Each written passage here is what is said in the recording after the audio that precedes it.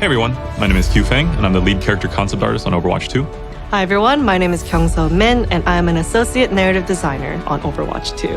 And today, we are here to talk about Kiriko, the newest support hero joining our roster. Kiriko grew up in Kanezaka, and she was raised by her mother and grandmother. Her family has ancestral ties to the Kanezaka shrine, which worships the fox spirit.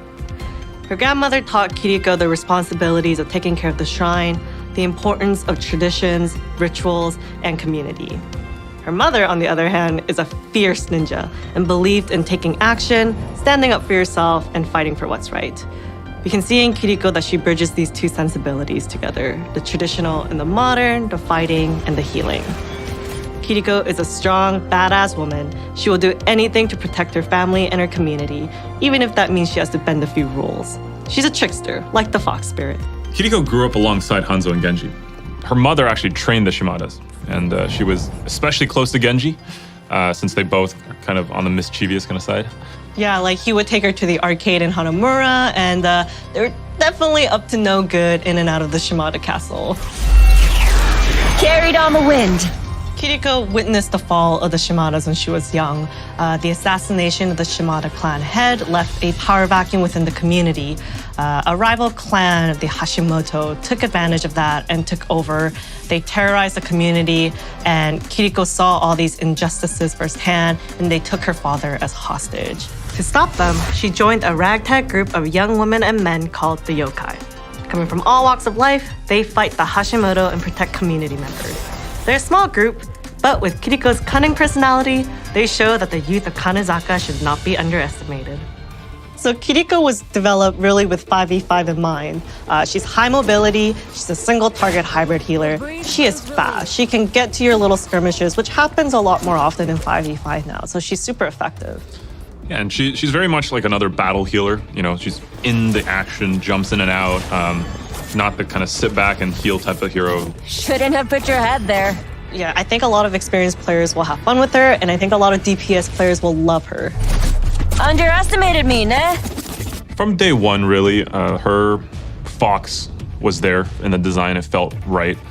It fit the character visually, and the fox was based on the Japanese inari, which is the fox spirit, and it's a guardian protector kind of spirit. In Japanese folklore, foxes are also known to represent cunning and smarts, which matches Kiriko's personality as well. Now I'm having fun.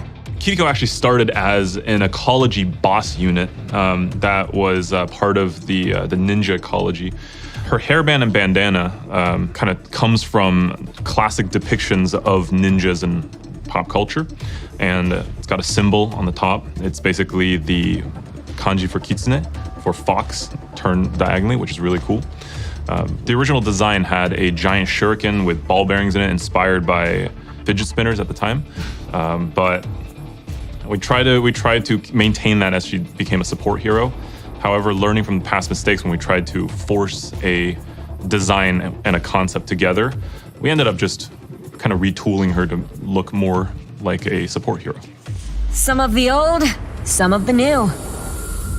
So Kiriko's primary ability is the healing Ofuda. Ofudas are these paper talismans believed to be imbued with powers. When you do this ability, you see these Ofuda paper slips firing into, and they home in on allies. They're a little slow, but you can use your ally teleport ability to offset that, or you can use the slowness in your advantage, and you can preemptively shoot them if you foresee that a teammate will need healing.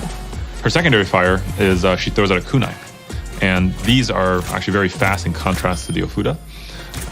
There's low overall damage, but it crits for a ton of damage, right? So very, very powerful in the hands of an accurate player.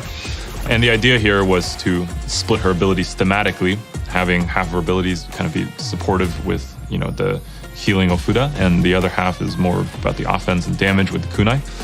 And yeah, this honors the kind of narrative elements of her mother and grandmother at the same time. Mm-hmm. Also, the first iteration of Genji had the kunai, so the team's really happy that we're bringing it back. Come on, Shimada. One of her abilities is the ally teleport. She can teleport directly to an ally. She can even teleport through walls. And the distance is pretty generous, so you can travel across maps pretty far and pretty quickly.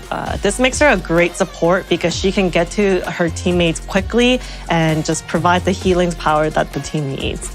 Her second ability is called the Protection Suzu. Suzu are a small spell, and Kiriko throws them out, and it makes allies invulnerable briefly, and they also cleanse debuffs. This is great to combo with her teleport ability to quickly get in there and support a teammate. You can also throw it down on yourself if you're in a sticky situation, and it kind of saves your hair. But it does have a long cooldown, so it requires good judgment and timing. Sounds like a really good counter to like Sleep Dart. Yes, and Junker Queen's anti-heal. Watashi ga mamoru. Her passive ability is the wall climb. She can scale walls like Genji and Hanzo. Because they train together, we just felt it was appropriate. So finally, Kiriko's ultimate is called the Kitsune Rush. It's a huge buff that gives you a ton of movement speed, attack speed, reload speed, and also cooldown reduction on your abilities on all allies affected. Very, very powerful. It's great for just kind of initiating an attack on an objective. And actually, originally it was just going to be the Fox, but found it kind of hard to track where the Fox was going. So the Torii gates were more done out of just give you kind of a target and seeing where the Fox is going. But it just ended up also looking just absolutely beautiful. Kiriko is voiced by Sally Amaki. Sally did an amazing job bringing a cool girl energy to Kiriko. Her voice is cool and wry, and she has a wicked sense of humor that is dry as a desert. She really sounds like the lone wolf, cool girl that everyone at school respects. And I'm really looking forward to looking at the players' response at all of her digs, because she will take a dig at anyone. And especially the Genji and Hanzo conversations. Keep an ear out for those, because there's a lot of inside jokes, history, and humor there. And that about wraps it up for Kiriko. We can't wait for all of you to get a chance to play her. See you next time. Can't change the world by following all the rules.